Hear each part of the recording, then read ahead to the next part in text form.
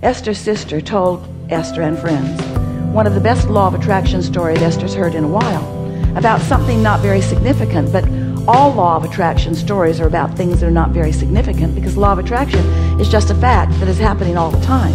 So as you get used to it and begin watching for the evidence of it. So she is watching her little 1-year-old granddaughter, and they are moving through a mall, a big mall in Houston, sort of passing the time. And this little girl is in a stroller, and she has on really bright, beautiful, shiny new shoes that her mother has just purchased for her at some significant price. And as Jeannie is moving through the mall with this baby, at some point she realizes one of the shoes is no longer on one of the feet. Unsettling. She didn't want to lose any shoes, especially new shoes. And so she begins retracing her step. Not an easy thing, because she has no idea where she's been. So she moves up and down 4 levels of a very large mall and does not find the shoe. Goes back to the hotel room thinking maybe we never got out the door with it, but it is not there either. And so the next day, still no shoe. And another day passes, and now Jeannie has given up on the shoe, you might say. And yet that morning she felt an inspiration to put the one remaining shoe on the baby. Now, that may seem odd, but it seemed like the thing to do, and so off she goes to the mall. And so they're just letting the time pass. She is having a nice time. She is babysitting while the mother is in meetings, and moving around, sort of looking for the shoe, but really haven't given up on it. And then she comes to a buffet. She wants to get something for the little girl to eat. Looks at the menu, thinks, no, it's not quite right, begins to walk away, and feels an overwhelming impulse to go back there anyway. Even though her logic has said, this is not the place for us to eat, her feeling of, this is the place I want to be, was very strong. And because Jeannie was tuned in, tapped in, turned on, having a wonderful day with her little granddaughter, she followed the impulse and went in, and is sitting and eating with Ava. And while they are having lunch, 4 teenagers come by and they say, the other shoe is in the bathroom.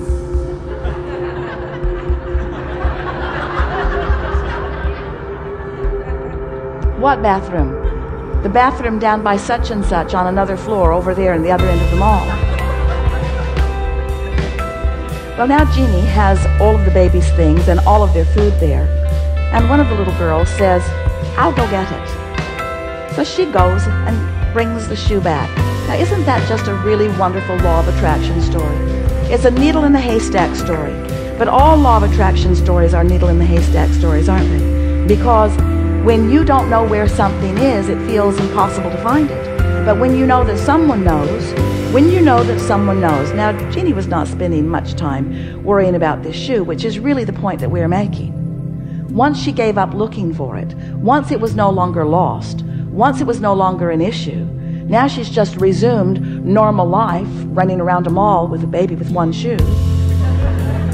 Not exactly normal life, but it was a happy life. So what we are saying to you is that these things are happening to you all the time too, aren't they? Things that seem not plausible, not even likely.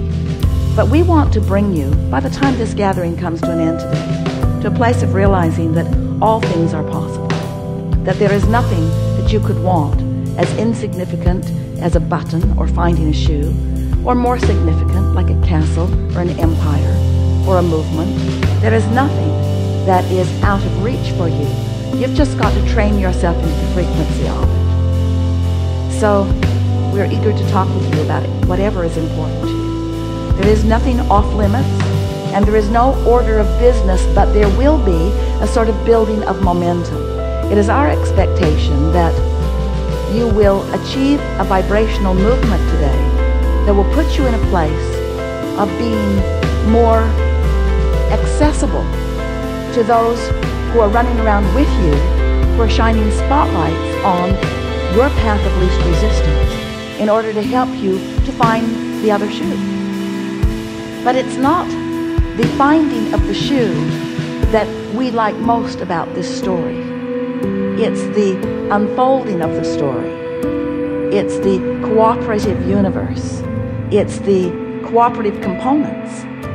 Because those cooperative components are what make up your life, you see. You are all day moving around with the cooperative components of your own desire, or with the cooperative components of the absence of your own desire. But cooperative components are surrounding you constantly, because you are offering a vibration that insists that components that are matching, that are cooperating with the vibration that you are sending, must come to you. You getting the sense of this? The only thing that you can control is your own vibration. And your own vibration will bring to you cooperative components of whatever the vibration is. For a while we've been saying to you that you are the creator of your own reality. And we explained to you that through the processing of life, that you've been sending off rockets of desire, knowing what you don't want, knowing what you do want. You've been asking, and you've created a vibrational momentum that amounts to a vortex version of you. It contains everything that you have become. All of the clarity, all of the mastery, all of the brilliance, all of the joy, all of the love, all of the beingness that you have been living over lifetimes and lifetimes and lifetimes is amassed in this vibrational version of that which is you. Your source is there. That which you call God is there. Your inner being is there. It is a vibrational version of the furthest most expansion of that which you are. And it spins in a very high-flying, non-resistant frequency, and it amasses cooperative components, the likes of which we are not able to find words to describe. The mastery of your vortexual, vibrational reality is unspeakable, really. It is not unfeelable, but it is unspeakable. So, you've been hearing us talking about this vortex. We've been spinning in the air, offering this experience of a vortex. And today we are wanting to say to you that that vortex exists, and your point of attraction has a relationship with it. In other words, if your vortex is spinning, as we say that it is, in this very high-flying, non-resistant frequency of success and well-being, then you must be in the vibrational vicinity of it in order for what's in it vibrationally to begin to manifest into your actual experience. And we've been describing that point of attraction as your vibrational grid. It's like the framework that will fill in with the details. But you establish the framework, the vibrational framework, and then the details fill in that match the framework that you have accomplished. And that framework we're calling a grid. Maybe there are better words. It's the word we're using for now, your point of attraction, your grid. And now we're wanting to say to you that that grid is spinning too. In other words, you've got this vibration going on with you as your inner being has this vibration going on. And the question that we really want to ask is, what is the vibrational proximity of the vortex version of you and the grid version of you? In other words, who are you in terms of vibration, and who are you in terms of what you're allowing to manifest? That's really the question of the day, the week, the year, the century, the everything. That's the only thing that ever matters to you, is what is your frequency in relationship to the one that you have carefully crafted over all that you have lived. And the answer to that question lies within the emotions that you feel. The better you feel, the closer those frequencies are. The worse you feel, the more disparity there is between who you really are and what you've come to and what you're allowing yourself to be right now, this red hot minute. What is your point of attraction right now? A while ago, we wrote a book. And in the book, we described the emotional scale, where you might be depressed, you might be feeling fearful, you might be really discouraged, or you might be feeling love, you might be feeling appreciation, or something in between. You might be feeling overwhelmment or frustration. If you're feeling depressed, then revenge is a step in the right direction. If you're feeling revenge, then anger is a step in the right direction. But on this emotional scale, there are frequencies of greater and greater resistance. The worse you feel, the more resistance in the frequency, and the lower the frequency because of the resistance. So when we say to you that you have a very high flying frequency in your vibrational vortex, then that must make you understand that if you can achieve a consistent high flying frequency in your day-to-day offering of thoughts and words and behaviors, that with a little bit of practice you can get pretty good momentum going. And as that momentum becomes something that's so practiced that it's easy to keep going, then more and more you will be vibrating in sync with who you really are, so there will be little resistance or no resistance between who you really are and what you are wanting and where you are standing, so that you can receive the manifestations. You receive the inclinations. You receive the inspirations. You receive the impulses. You become a cooperative component in your own brilliant creation of life.